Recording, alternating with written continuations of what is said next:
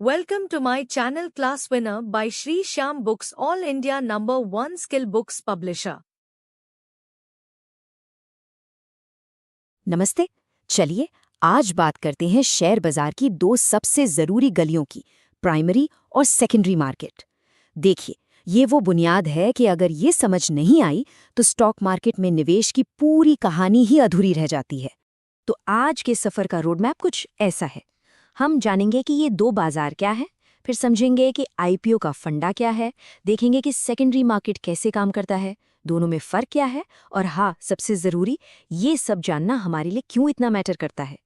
तो चलिए सबसे पहले इन दो बाजारों से जान पहचान करते हैं। शुरुआत एक बहुत ही बेसिक सवाल से करते हैं। हम सुनते हैं कि कोई कंपनी पब्लिक हो गई, उसने बाजार से पैसा उठाया, लेकिन कभी सोचा है कि ये पैसा असल में जाता कहाँ है? इसी सवाल का जवाब हमें मिलता है जब हम ये समझते हैं कि सिक्योरिटीज मार्केट या कहें शेयर बाजार असल में दो हिस्सों में बटा है। एक है प्राइमरी मार्केट और दूसरा सेकेंडरी मार्केट। और मजे की बात यह है कि ये दोनों एक दूसरे से जुड़े हुए हैं। तो कहानी की शुरुआत करते हैं वहां से जहां एक शेयर जन्म लेता है, और वो जगह है प्राइमरी मार्केट। आसान भाषा में कहें तो प्राइमरी मार्केट वो जगह है जहां कोई भी कंपनी या सरकार पहली बार बिल्कुल फ्रेश अपनी सिक्योरिटीज यानी शेयर्स या बॉन्ड्स आम लोगों को बेचती है। यहाँ पैसा सीधा इन्वेस्टर की जेब से निकलकर कंपनी के पास जाता है। तो पूरा प्रोसेस कुछ इस तरह से चलता है। पहले कुछ लोग मिलकर एक प्राइवेट कंपनी शुरू करते हैं। धीरे धीरे उनका बिजनेस बढ़ता है और एक पॉइंट आता है जब उन्हें और ज़्यादा पैसों की ज़रूरत पड़ती है। इतने पैसे जो ना तो उनके पास होते हैं, ना ही बैंक से आसानी से मिलते हैं। तब वो फैसला करते हैं कि चलो अब जनता के पास चलते हैं।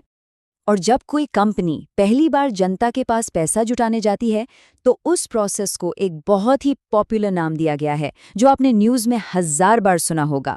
जी हाँ, आईपीओ। आईपीओ यानी इनिशियल पब्लिक ऑफरिंग।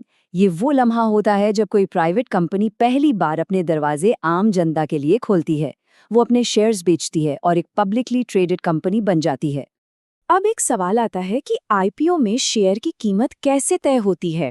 क्या कंपनी अपनी मर्जी से कोई भी दाम रख देती है? नहीं, ऐसा नहीं है।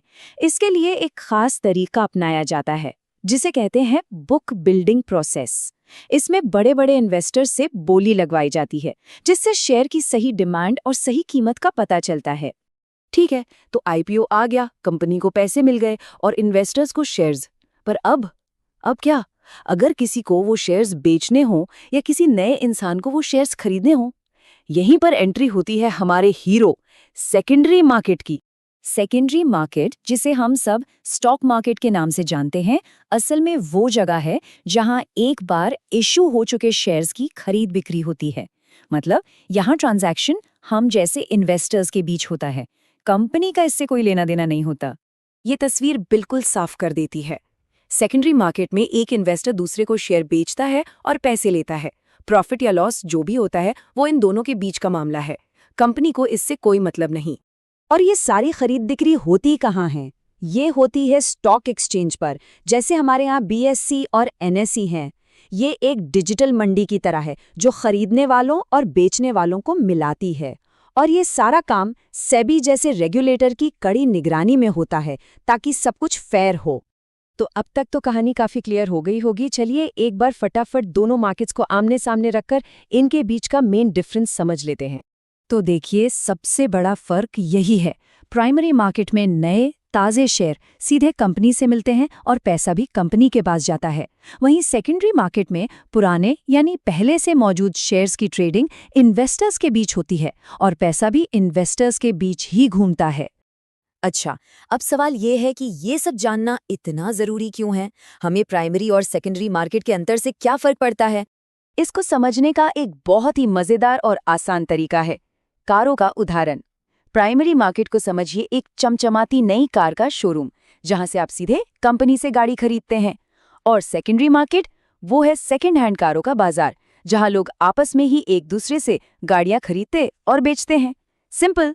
तो कुल मिलाकर बात यह है कि प्राइमरी मार्केट कंपनियों की ग्रोथ का इंजन है, उन्हें आगे बढ़ने के लिए फ्यूल यानी पैसा देता है। और सेकेंडरी मार्केट हम इन्वेस्टर्स को लिक्विडिटी देता है, मतलब हम जब चाहें अपने शेयर्स बेचकर पैसा निकाल सकते हैं। सच तो ये है कि एक के बिना दूसरा अधूरा है और किसी भी देश की इकोनॉमी के लिए दोनों का होना बहुत जरूरी है। तो अब जब इन दोनों बाजारों की बुनियाद समझ आ गई है, तो एक बड़ा सवाल खड़ा होता है। एक इन्वेस्टर के तौर पर अपनी यात्रा शुरू करने के लिए पहला कदम कहाँ रखना चाहिए? प्राइमरी मार्केट में या फिर सेकेंडरी मार्केट में? इस पर सोचना तो बनता है। Thanks for watching. Don't forget to like, comment, share, subscribe.